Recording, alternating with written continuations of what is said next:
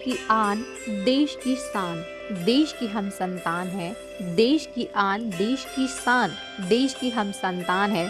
तीन रंगों में रंगा तिरंगा, यही हर भारतीय की पहचान है। दोस्तों, जय हिंद, भारत माता की जय।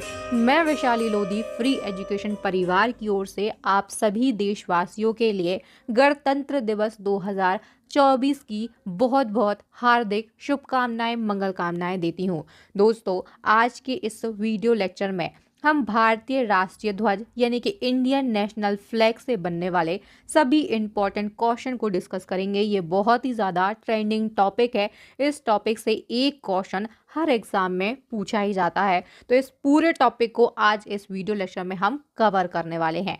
चलिए, बिना किसी देरी के हम वीडियो लेक्चर की शुरुआत कर लेते हैं और इस टॉपिक से बनने वाले सभी इंपॉर्टेंट क्वेश्चन को डिस्कस करते हैं। दोस्तों, अगर आप किसी भी गवर्नमेंट एग्जाम की तैयारी कर रहे हैं या फिर आप एक भारतीय हैं तो आपके लिए इस वीडियो को देखना बहुत ही ज़्यादा महत्वपूर्ण है, ज़रूरी है, क्योंकि हमें हमारे देश के तिरंगे झंडे से बनने वाले सभी इंपॉर्टेंट क्वेश्चन को पता होना चाहिए। चलिए, बिना किसी देरी के शुरुआत करते हैं वीडियो लेक्चर की और बढ़ते हैं फर्स्ट क्वेश्चन की ओर।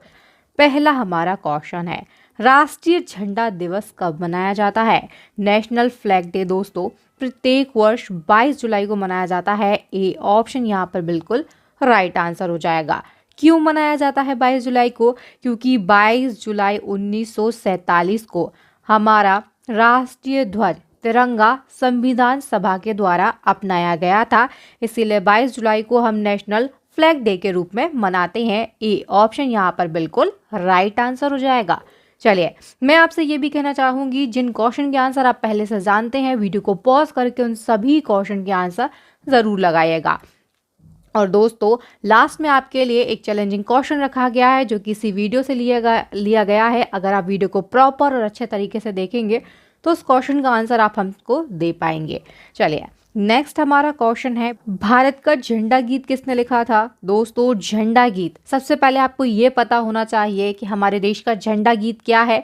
विजय विश्व तिरंगा प्यारा, झंडा ऊंचा रहे हमारा, ये भारत का झंडा गीत है जो कि श्यामलाल गुप्त पार्षद के द्वारा लिखा गया था। डी ऑप्शन यहाँ पर बिल्कुल राइट आंसर हो जाएगा।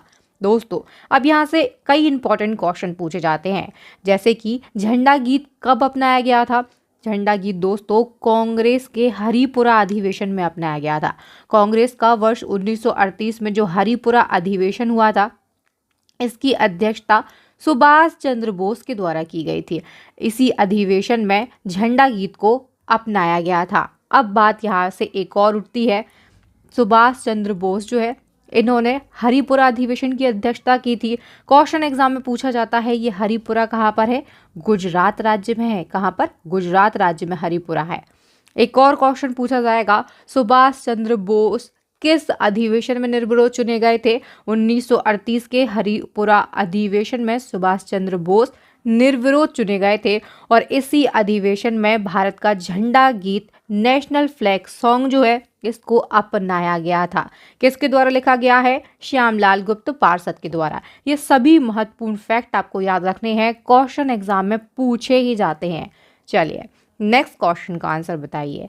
संविधान सभा की झंडा समिति के अध्यक्ष कौन थे? राजेंद्र प्रसाद। ए ऑप्शन यहाँ पर बिल्कुल राइट आंसर हो जाएगा। दोस्तों, संविधान का जब निर्माण हो रहा था उस समय कई समितियां बनाई गई थी। झंडा समिति के अध्यक्ष थे doctor Rajendra Prasad. A option is the correct answer. चलिए, कुछ इंपॉर्टेंट फैक्ट को डिस्कस कर लेते हैं, जान लेते हैं। राजेंद्र प्रसाद जो हैं, ये अन्य कई समिति के अध्यक्ष थे। यहाँ से क्वेश्चन बनते हैं, जैसे कि संचालन समिति है, प्रक्रिया समिति है। झंडा समिति के अध्यक्ष देश के पहले राष्ट्रपति डॉक्टर राजेंद्र प्रसाद थे। भीमराव अंबेडकर जो है, ये प्रारूप समिति के अध्यक्ष थे। प्रारूप समिति यानी कि जो ड्राफ्टिंग कमेटी है, उसके अध्यक्ष थे डॉक्टर भीमराव अंबेडकर। सरदार वल्लभ भाई पटेल जो है, ये प्रांतीय संविधान समिति के अध्यक्ष थे और के एम मुंशी कार्य संचालन समिति के अध्यक्ष थे।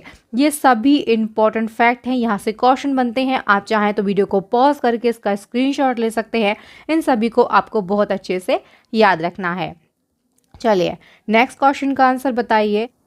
राष्ट्रीय ध्वज को आम लोगों को फहराने की अनुमति कब प्रदान की गई? तो दोस्तों, भारतीय ध्वज संहिता 2002 के अनुसार 26 जनवरी 2002 को राष्ट्रीय ध्वज को आम लोगों को फहराने की अनुमति प्रदान की गई?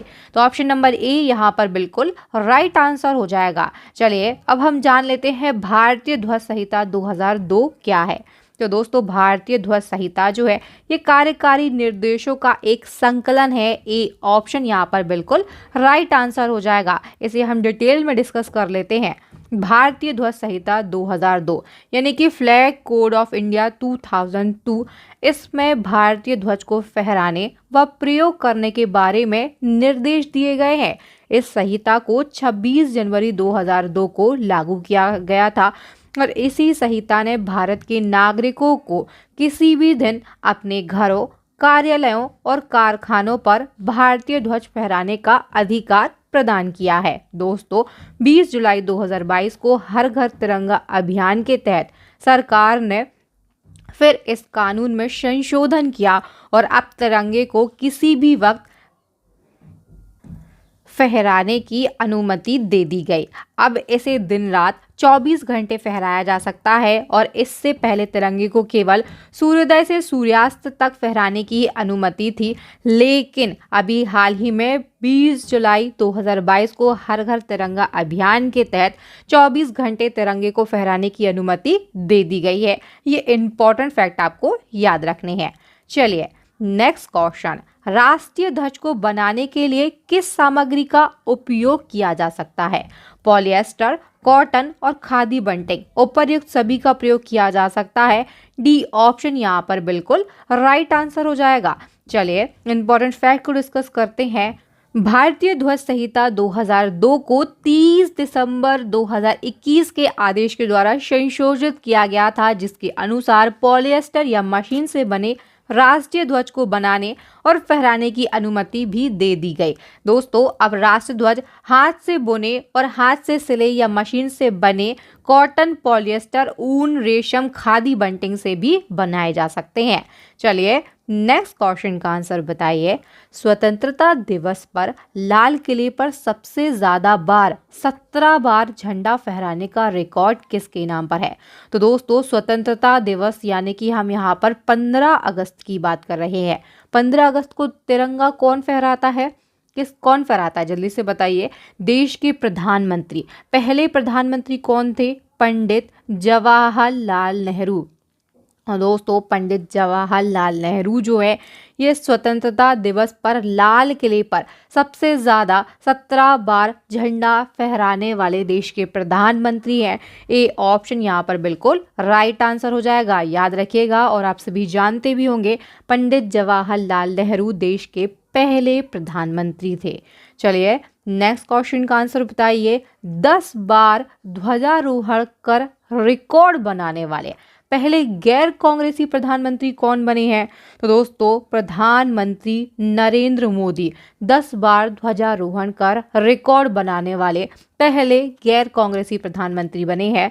सी ऑप्शन यहाँ पर बिल्कुल राइट आंसर हो जाएगा। 2023 को मिलाकर ये रिकॉर्ड 10 बार का है। चलिए नेक्स्ट क्वेश्चन का आंसर बताइए। भारतीय क्रांतिकारियों की माता किसे कहा जाता है? मैडम भीकाजी कामा के लिए डी ऑप्शन यहाँ पर बिल्कुल राइट आंसर हो जाएगा।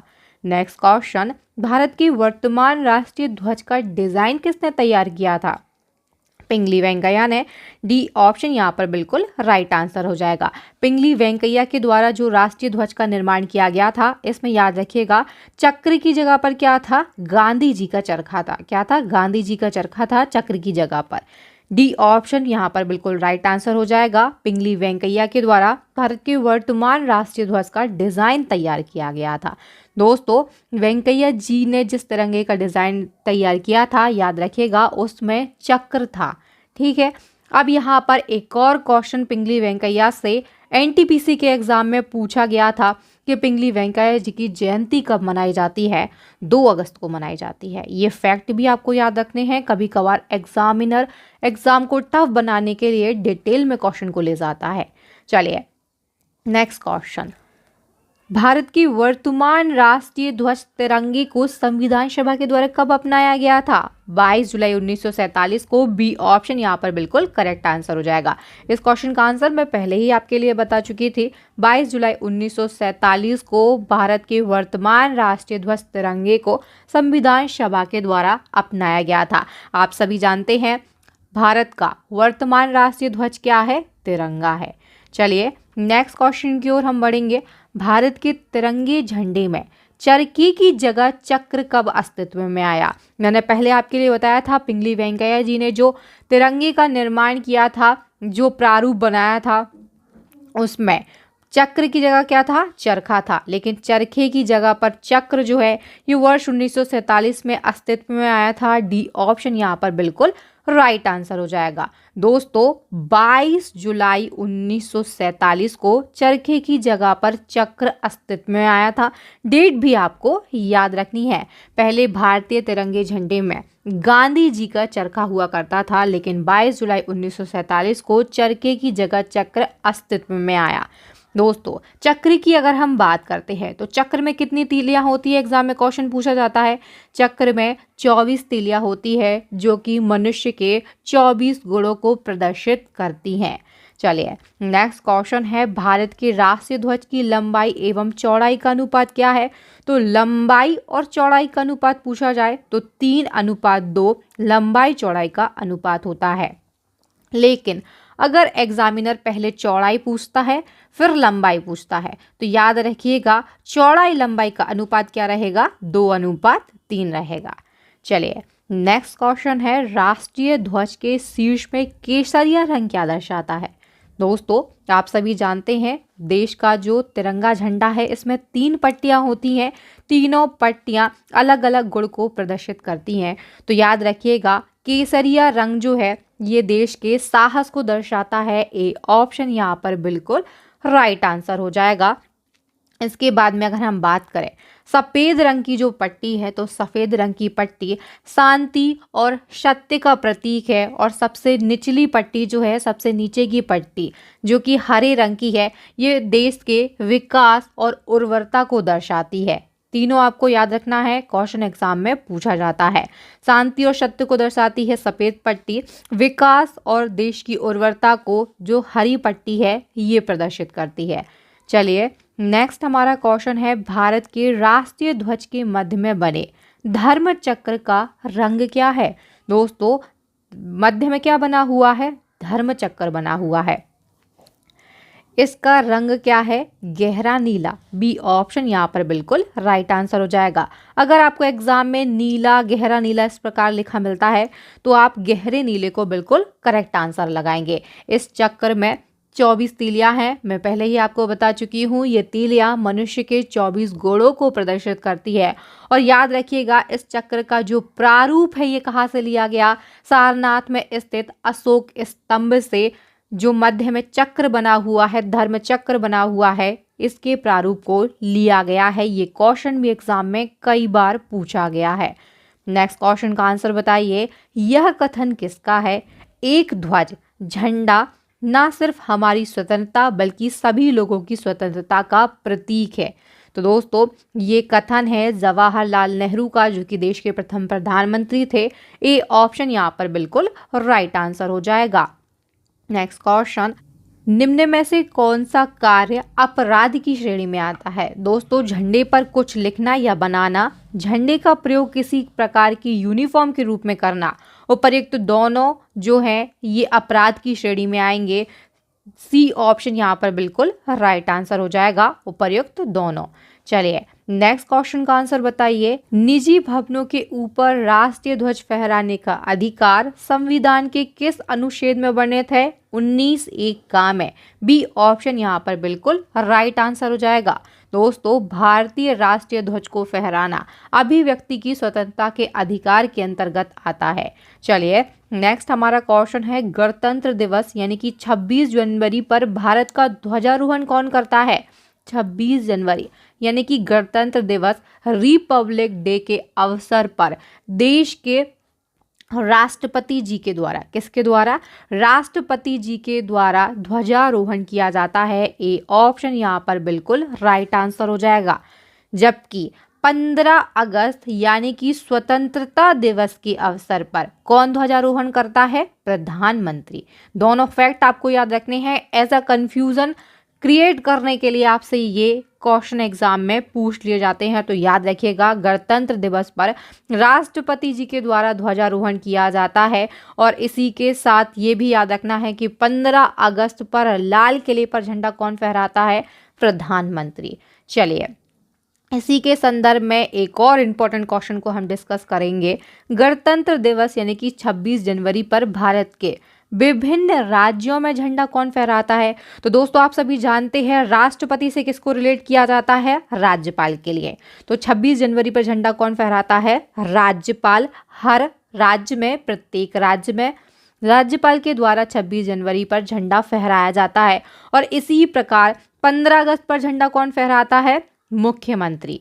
चलिए, नेक्स्ट हमारा क्वेश्चन है राष्ट्रीय झंडा कहाँ पर फहराया जा सकता है? तो दोस्तों राष्ट्रपति भवन, संसद भवन और आम लोगों के घर, उपर्युक्त सभी जगह पर राष्ट्रीय झंडा को फहराया जा सकता है। डी ऑप्शन यहाँ पर बिल्कुल राइट आंसर हो जाएगा। नेक्स्ट क्वेश्चन, देश में किस कानून के तहत तिरंगे को फहराने के नियम निर्धारित किए गए हैं? मैंने आपको पहले बताया फ्लैग कोड ऑफ इंडिया, इसी को हिंदी में भारतीय ध्वज संहिता कहा जाता है। और इसी के तहत तिरंगे को फहराने के नियम निर्धारित किए गए हैं। ऑप्शन नंबर डी, ए और बी दोनों सही, ये बिल्कुल राइट आंसर हो जाएगा। दोस्तों यहाँ पर हमने इंडियन नेशनल फ्लैग यानी कि भारतीय राष्ट्रीय ध्वज से बनने वाले सभी इंपॉर्टेंट क्वेश्चन को डिस्कस किया है। इसी के साथ में हम आपको बता देते हैं जिस प्रकार से हमने यहाँ पर इस टॉपिक को कवर किया है, उसी प्रकार से अगर आप पूरे साल का करंट अफेयर्स पढ़ना चाहते हैं, महत्वपूर्ण टॉपिक वाइज करंट अफेयर्स को पढ़ना चाहते हैं या फिर डिटेल में करंट अफेयर्स को पढ़ना चाहते हैं, तो आप सभी के लिए गुड न्यूज़ है, हमारे चैनल की करंट अफेयर्स की ई बुक लॉन्च हो चुकी है। इसी के साथ में स्टैटिक जीके और साइंस की ई बुक को भी आप सभी की डिमांड पर लॉन्च कर दिया गया है। जिस प्रकार से हम आपके लिए पढ़ाते हैं डिटेल में, उसी प्रकार से इन ई बुक को तैयार किया गया है नए परीक्षा पैटर्न के आधार पर। दोस्तों इन ई बुक की लिंक आपको इसी वीडियो के डिस्क्रिप्शन बॉक्स में दे दी गई है, या फिर आप एक व्हाट्सएप नंबर नोट कीजिए 9630829464। इस व्हाट्सएप नंबर पर आप हमसे कांटेक्ट करके तुरंत ई बुक को बाय कर सकते हैं। दोस्तों आपको ई बुक को बाय करने में कोई भी दिक्कत परेशानी होती है, कोई भी क्वेरी होती है, तो इस व्हाट्सएप नंबर पर आप हमसे कांटेक्ट करें। याद रखिएगा ओनली ऑन व्हाट्सएप नंबर है। आप हमें कांटेक्ट करेंगे, आपको तुरंत रिस्पांस किया जाएगा। तीनों की तीनों ई बुक रामबाण साबित होकर आपके एग्जाम में आपके सिलेक्शन को पक्का करने के लिए बहुत ही ज़्यादा हेल्पफुल साबित होंगी। इस चीज़ की हम गारंटी ले सकते हैं। चलिए दोस्तों, अब आपके लिए एक चैलेंजिंग क्वेश्चन रखा गया है, जैसा कि मैं पहले ही आपके लिए बता चुकी हूँ। ये क्वेश्चन इसी वीडियो से लिया गया है। भारत के वर्तमान राष्ट्रीय ध्वज का डिज़ाइन किसने तैयार किया है? आपके लिए 4 ऑप्शन दिए गए हैं। कमेंट सेक्शन में आपको इस क्वेश्चन का आंसर लगाना है। और हाँ, मैं आपके लिए फिर से बता देती हूँ, इन तीनों ई बुक पर आज के दिन बहुत ही बड़ा ऑफर रखा गया है, तो जल्दी से आज के दिन आप इस ई बुक को बाय कर लें। चलिए, अब दोस्तों आपसे मैं यहाँ पर विदा लेती हूँ। वीडियो अगर अच्छा लगा हो, मेरी मेहनत पसंद आई हो, तो प्लीज़ जल्दी से वीडियो को लाइक करें, ज़्यादा से ज़्यादा शेयर करें। अभी तक चैनल को सब्सक्राइब नहीं किया है, चैनल पर न्यू स्टूडेंट हैं तो चैनल को सब्सक्राइब कर लें। साथ ही बेल आइकन पर ज़रूर क्लिक करें ताकि आपको हमारे आने वाले वीडियोज़ के नोटिफिकेशन टाइम टू टाइम और सबसे पहले मिल सके। दोस्तों इसी प्रकार की मोर इन्फॉर्मेटिव वीडियोज़ के लिए आप हमारी प्ले लिस्ट को विजिट करें। आपके लिए वहाँ पर current affairs, science, GK, GS सभी प्रकार की महत्वपूर्ण विषय की जो वीडियोस है वो मिल जाएंगी। और दोस्तों आप सभी का इस वीडियो को पूरा देखने के लिए तहे दिल से धन्यवाद। जय हिंद, जय भारत, भारत माता की जय।